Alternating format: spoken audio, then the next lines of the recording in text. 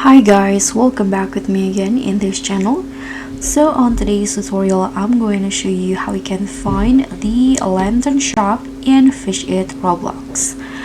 So in the new Fish It updates, as you guys can see in here, there is now a lantern shop where you can purchase new styles on the Fisherman Island. So if you want to locate the shop, so what you need to do in here is just near the utility stores. In here you can just go to the left, and here up the stairs there will be this lantern shop.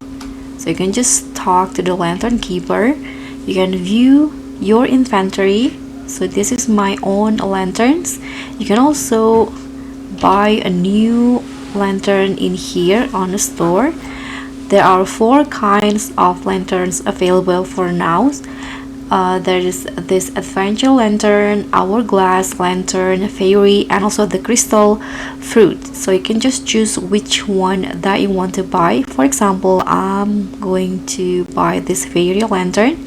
Just click on a buy in here, and just like that, now you own the new lantern.